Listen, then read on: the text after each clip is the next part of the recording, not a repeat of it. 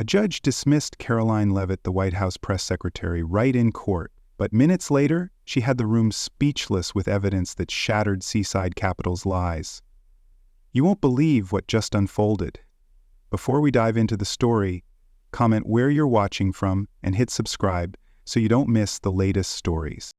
The morning air was heavy with humidity as Caroline Leavitt stepped through the glass doors of the U.S. District Court for the Southern District of New York.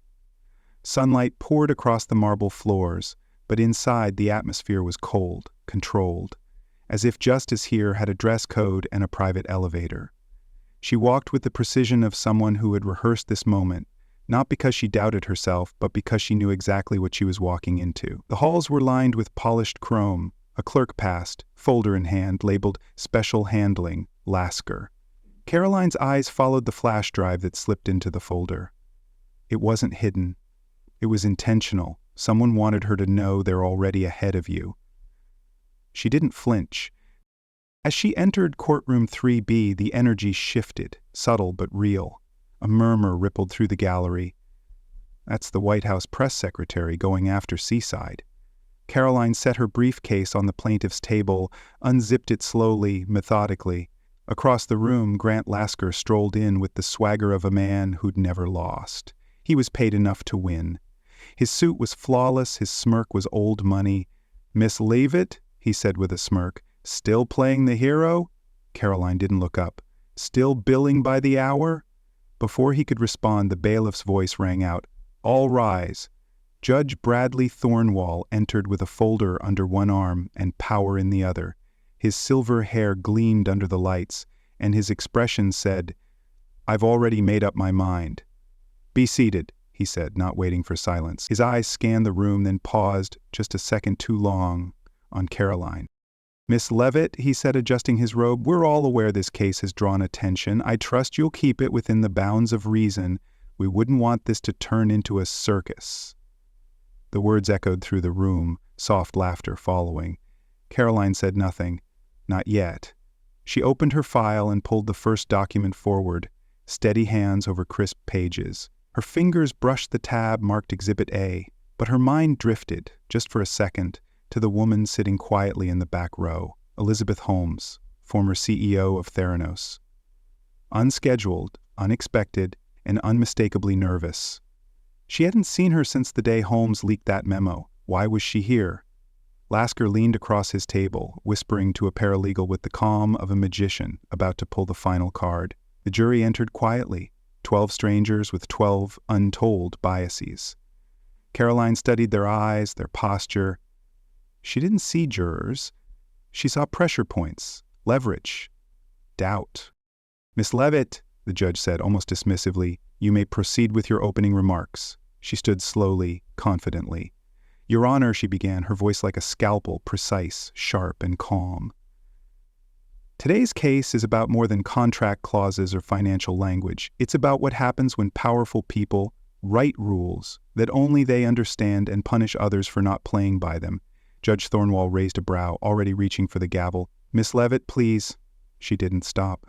"This is not a misunderstanding. This is a system built to confuse, built to exploit."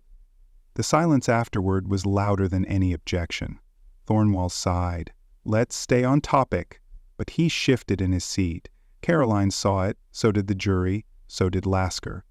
And somewhere in the back row, Elizabeth Holmes leaned forward, elbows on knees, eyes locked on the woman she once sent an anonymous email to, with a subject line that read, "They think no one will ever look. They were wrong." And Caroline Leavitt, the White House press secretary, was just getting started. The judge's voice had barely faded when Caroline rose from her seat again, this time with purpose, weighted by something deeper, something neither Lasker nor Judge Thornwell had yet anticipated. Behind her calm expression, Caroline was building a wall of facts, a wall no smirk, no procedural jab, no rich man charm could break. "Your Honor," she began, "with the court's permission, I would like to present the plaintiff's first set of exhibits." Lasker chuckled under his breath, arms folded. "And here we go," he muttered, loud enough for the front row of the jury to hear. "Theatrical time." Caroline didn't react. Instead, she opened her case folder and revealed a stack of contracts, 52 in total, bound, labeled, and cross-referenced with care. She carried them like evidence from a crime scene, because in her eyes, that's exactly what they were. These are standard investment agreements issued by Seaside Capital over the last 6 years, she said, placing the binder on the cart beside her. Every single one includes language designed to mislead. Judge Thornwall leaned forward slightly. Caroline opened to the first page. Let's begin with Section 14B. The company reserves the right to adjust annual service fees based on projected market trends. She turned to the jury. Sounds reasonable, doesn't it? Until you realize those market trends were not based on public benchmarks. They're internal, created by Seaside's own analysts, which means they can move the goalposts anytime they like. And they did. She let that linger, then flipped to another tab. Section 22C. Clients who withdraw funds prior to maturity may be subject to administrative penalties. She closed the binder gently. One of my clients, James Ellis, attempted to pull his money early. His wife had been diagnosed with cancer. They needed the cash to pay for treatment not covered by insurance. After Seaside levied their administrative penalties, he was left with $117 out of an initial $72,000 investment. The courtroom stilled. Not even the clerk was typing. Lasker shifted in his chair, face unreadable. Caroline continued. Next. Section 31A. The company claims to accept no liability for market-driven losses, a standard clause. If their client's money was actually in the market? She turned and clicked a button on the remote in her hand. The screen behind her flickered to life, displaying an internal investment map line. Lines connected shadow companies, names overlapped, shell corporations, empty ventures. But the truth is, the funds weren't invested in the market at all. They were redirected into high-risk private partnerships, most of which were owned, partially or entirely, by Seaside executives. Gasps, not whispers. Gasps. Human, raw. Caroline looked toward the judge. Your Honor, we can go clause by clause. But the story will remain the same. This wasn't a company offering services. This was a structure designed to strip clients of control while hiding behind sophisticated language. Judge Thornwell said nothing, but his pen stopped moving. Caroline walked back to the cart and reached for one more folder. I'd like to present contract number 18, she said, the one that was tampered with earlier. She handed the printed version to the bailiff. The digital copy shown during my first presentation was altered.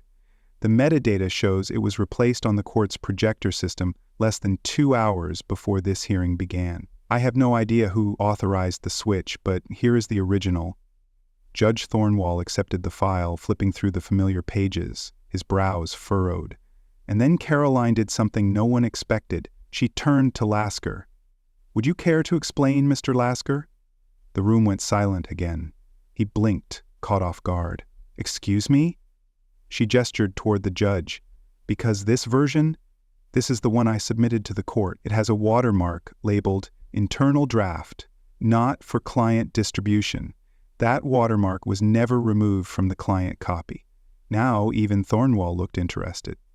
Is that true? He asked, glancing at the top right margin. Caroline nodded.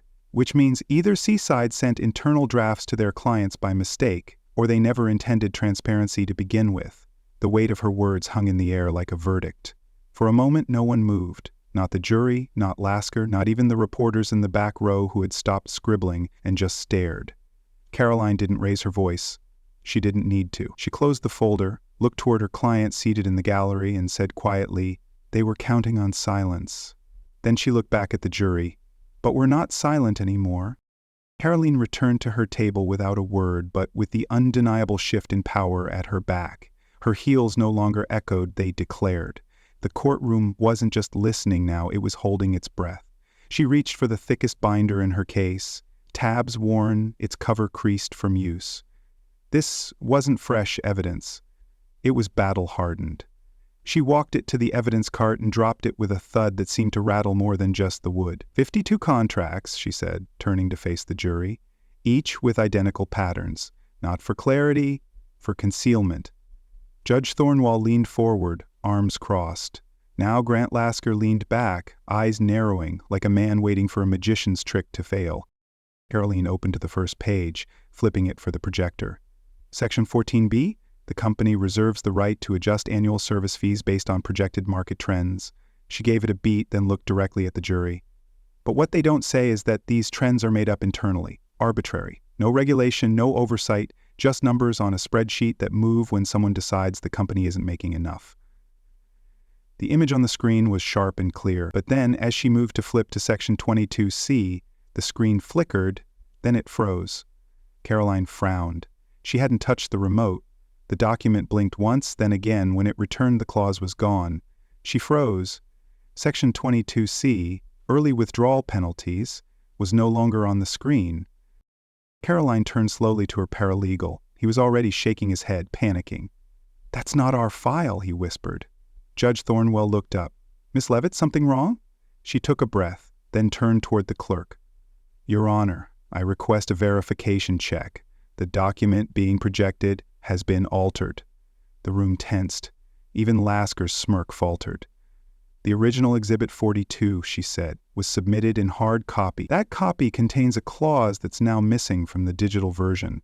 That clause details the penalty structure used to bankrupt over 30 clients." The judge glanced at the screen, then to the bailiff. "Retrieve the printed version from the intake log immediately." Caroline turned back to the jury. "This, what you just saw, is exactly what my clients experienced.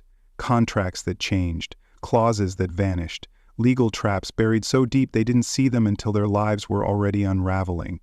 She pointed to the empty space on the projector screen. "Do you know how many families thought they were withdrawing savings, only to find out the penalties left them with pennies? And now, even in the courtroom, someone is still trying to hide the truth." A woman in the jury box shook her head in disbelief. A man folded his arms tightly, as if bracing himself against the weight of what he was hearing. The clerk returned and handed the judge the printed file. Judge Thornwell flipped to the marked page. He stopped. Then he looked up, face harder than before. "This clause is missing from the digital version," he said. "Confirmed." Lasker stood up slowly. "Your Honor, this must be a technical error." "Sit down," the judge snapped. "We will discuss that later." Caroline didn't let the silence settle. She turned back to the contracts. "Section 31A, she continued. "The company shall not be liable for market-driven losses." She looked around the room. "But here's the truth. The money never touched the market. It was funneled into risky side ventures owned by executives. And when those ventures failed, my clients were told it was their fault." The screen updated again, this time showing a web of shell companies, their ownership lines traced back to Seaside's board members. "These aren't investment mistakes. They are engineered losses." Caroline returned to the jury box, her voice quieter now but firmer. "Every clause was designed to confuse, every signature to entrap. They didn't just build contracts, they built cages." A murmur passed through the gallery. In the back row, one of Caroline's clients, an elderly man in a tan blazer, wiped his eyes with a handkerchief, not from sadness, from vindication. Judge Thornwell sat very still. Caroline turned to him, eyes unwavering. "Your Honor, we've seen enough disappearing clauses, enough wordplay. I ask that the court recognize this is not just a dispute of paperwork, but a deliberate scheme." The judge didn't respond right away. Then, slowly, he nodded.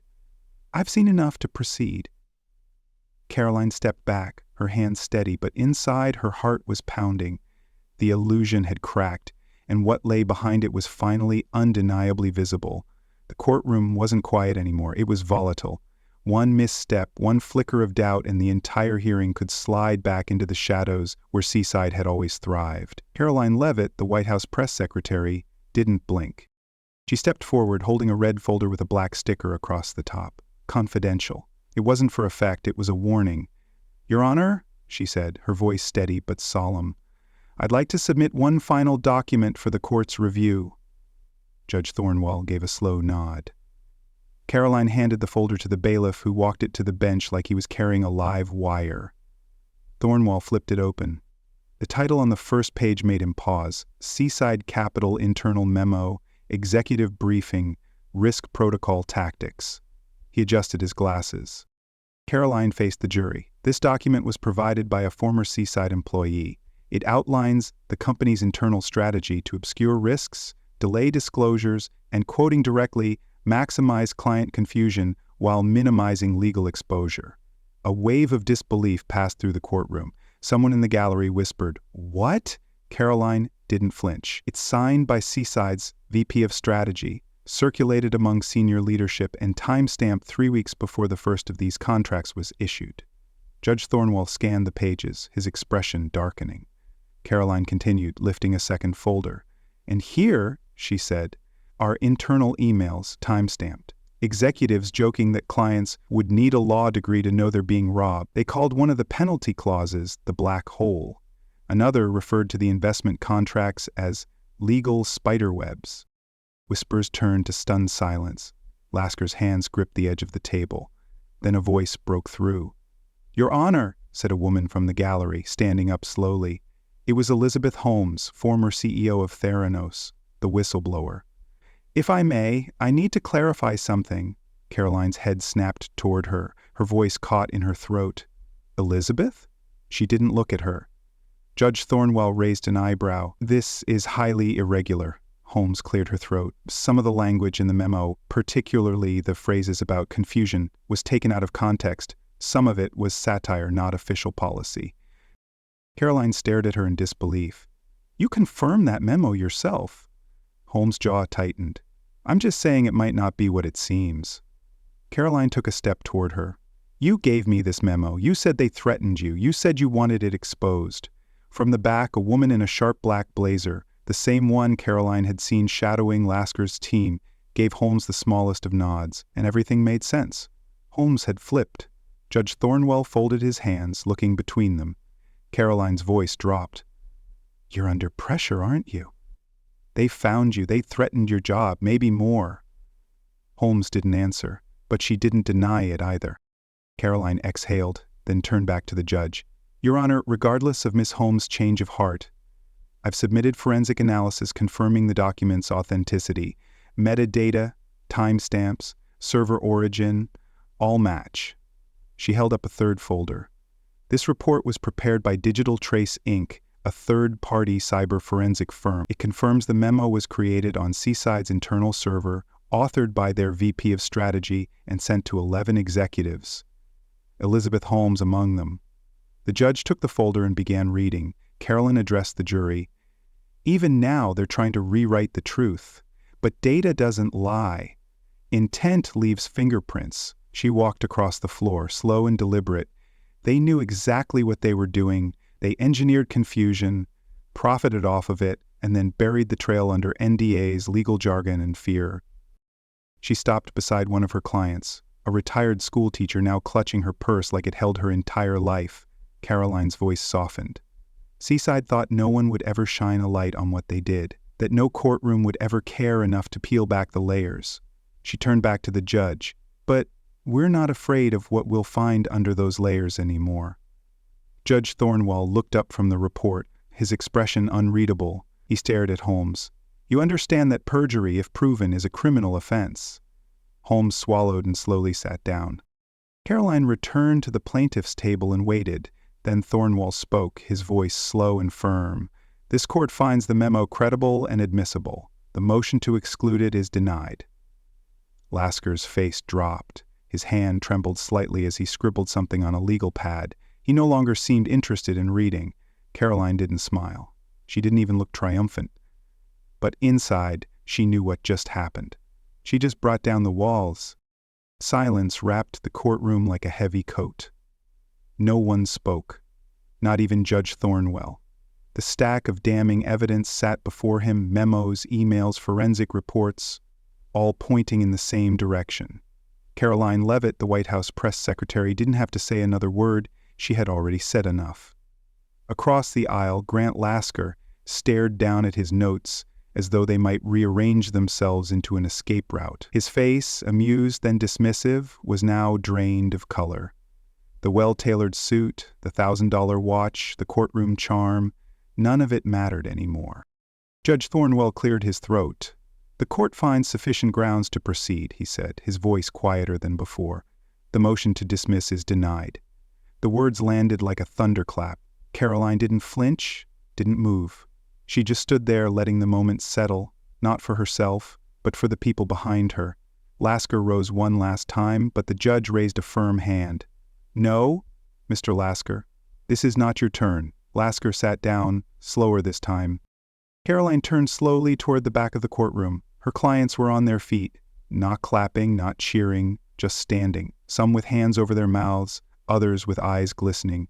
One woman, retired nurse, victim of one of Seaside's low-risk portfolios, pressed her hand to her chest and whispered, "We're finally being heard." Caroline nodded to her. That was the victory, not a verdict, not a fine, not even a settlement, but acknowledgement, recognition that their voices, so long dismissed, had finally echoed loud enough to matter. Judge Thornwall shifted behind the bench, folding his hands. He looked at Caroline, not as an obstacle to procedure, but as someone who had forced the court to see what it had overlooked for years. "Ms. Leavitt," he said slowly, "you've presented a compelling body of evidence. The court appreciates your clarity and your restraint." Caroline inclined her head. "Thank you, Your Honor." The judge paused, then quietly, almost to himself, he added, "This court doesn't often get reminded why it exists. Today, it did." And then the smallest gesture, a nod. It wasn't grand, it wasn't theatrical, but it was real. And for Caroline, it was enough. She gathered her files, stacked them neatly, and turned back to the gallery. Her clients waited at the edge of the pews, unsure if they could approach, unsure if this moment was theirs to step into. Caroline stepped down and met them halfway. The nurse who had spoken earlier reached out, trembling slightly. "Do you think they'll settle now?" she asked. Caroline looked her in the eye. "I think they're scared now." A few others smiled. One man, former veteran, wiped out by false asset rebalancing, simply whispered, "Thank you." Caroline didn't say anything in return. She didn't need to. Outside the courthouse, the media waited. Reporters crowded behind barricades, cameras already rolling. "Ms. Leavitt, will Seaside face criminal charges? What's your next move? Are you prepared to take this to federal court?"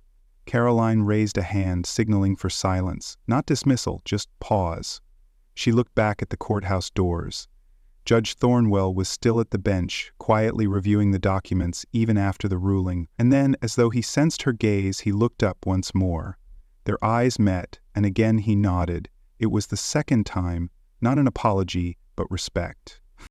Caroline turned to the cameras. "This case isn't over," she said, "but today we changed something." She stepped down the marble steps, her clients following behind her, not as victims, but as witnesses to something rare, accountability. As they reached the sidewalk, one of them stopped, an older man, worn but proud, looked up at the courthouse and said, "For the first time in a long time, I feel like the system didn't ignore us." Caroline put a hand on his shoulder. "It didn't," she said, "because we didn't let it." And with that, she walked into the crowd, not in front of her clients, but beside them. No victory dance, no gloating, just quiet resolve and the promise of a trial to come. Because justice wasn't a destination, it was momentum. And now it was moving.